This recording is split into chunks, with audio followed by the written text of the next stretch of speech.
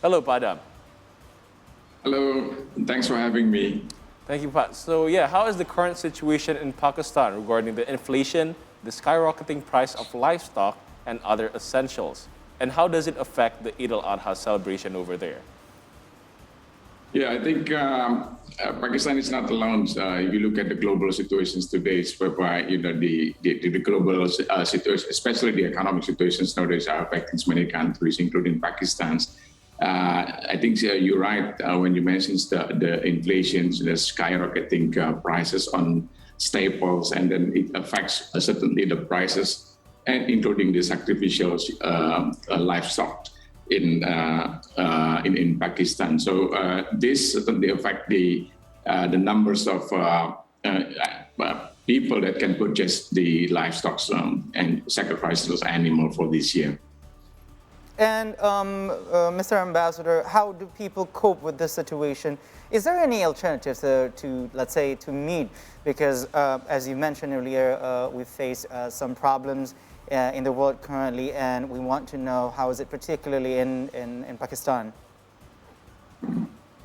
Yeah, I think in terms of the economic situations now, it's getting better with a commitment from different countries, the donor countries, to Pakistan, like in the IMF, other donors already pledged to assist the Pakistans in improving their economy. But nowadays, the inflation is slightly high, and then the governments of Pakistan is now trying, it's very hard in trying to reduce the inflation rate. And I think, like many other places in the world, they are also facing some challenges in terms of the import of the wheat, import of the urea for the crops to grow. So this is something that the challenges that posed by Pakistan and other countries, including Indonesia. Right. And now let's talk about the Indonesian diaspora in Pakistan. How many Indonesian nationals are living in Pakistan right now, and how are they celebrating Eid this year? Yes, thank Christia for the questions. Alhamdulillah, we have around 1,000 in diasporas living in Pakistan, and among of them, 600 are living in 600 are students, and half of these 600 students are students who are studying in Islamabad. So basically, they are living close to the embassy. So for this Eid al-Adha, while we're exercising the SOP, we invite and selected some small gathering in the embassies to perform Eid al-Adha prayers together with the families of the members of the families of the embassy staff. And alhamdulillah, also we are able to donate 10 goats and 3 cows to be distributed to the peoples in Pakistan, in Islamabad, at its surroundings area. That's in addition to some of the donations that usually channeling directly to Indonesia, because some students and some staff of the embassies also usually stay, donate or give sacrificial animals to Jakarta or to other area in Indonesia. So we encourage staff and also the students to do our best to use this opportunity to give assistance by providing sacrificial livestock to Indonesia and also to Pakistan. But in terms of the situations now, I think the government, as you can see in the clips, that the governments of Pakistan also implement strict SOP in terms of encouraging people to respect the SOP by wearing a mask, and also discourage also people to greet handshakings after the Eid prayer. So this is something that we also were practicing during the Eid prayers in the embassies these 2 days.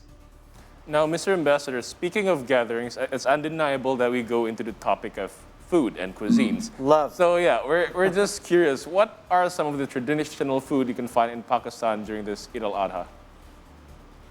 Well, there is a lot of food, and I think if I may mention that Idul Adha usually we call it here bakar Eid, meaning the big Eid festival. So Idul Fitri is small Eid festivals, and Idul Adha big festivals, and it's also reflected in, for instance, this year, the government of Pakistan gave 5 days holiday, usually 3 days, but this year they extended for 5 days holidays, nationwide holidays.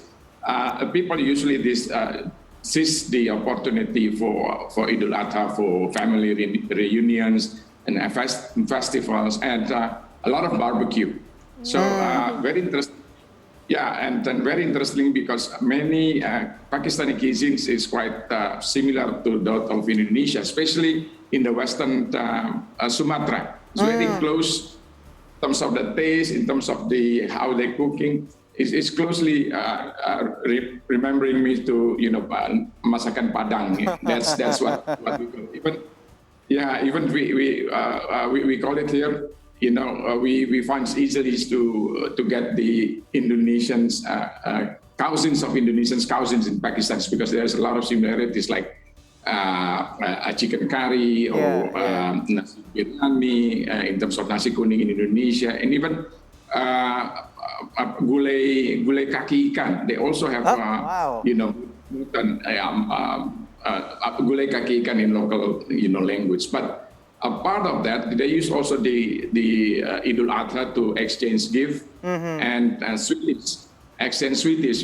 This is something that they celebrating Idul Adha, and usually, for children they also are expecting to get some money. So usually the elders they will give children with small envelopes with the money. We call it this AD. So that's some of the traditions in Pakistan. And for the ladies, it is very special day. So they were usually nice new clothes and with henna in the hand. So this is something that I think quite interesting to see how the cultures in Pakistan in celebrating. Yeah, sir. Also, one that caught the world's attention at the moment is the turmoil, the political turmoil in Sri Lanka, with Gotabaya Rajapaksa has been forced to step down because of the scandals and all. How does it affect the situation in South Asia, but mainly in Pakistan? Is there any effect in Pakistan as of now? Well, the political situation in Pakistan is quite stable. We learned that in the past few months there was political, how do you call it, the changings of the government through democratic process, because Parliament were voted to unseat Prime Minister Imran Khan. But I think after now. The political situation is quite stable, and the government is also trying to concentrate on improving the economic situations, because nowadays, the challenge is double. Once the global politics in one part of the area, and the second challenge is also because the COVID is not over yet. So we have to live with the COVID simultaneously. And certainly the wars in Ukraine and in Russia affect Pakistan like they affect also many other parts of the world. All right. Mr. Ambassador, thank you so much for the updates, and also to be our eyes there in Pakistan in the matter of Bakar Eid, if you might say, because that's what they call it in Pakistan. And also on behalf of our friends here, and also along with the See Today crew, we would like to say Bakar Eid Mubarak to all of you there in Pakistan. Thank you so much, Mr. Ambassador. Bakar Eid Mubarak also for all staff of the Southeast Asian News program. Thank you so very much for having me. Thank you so much.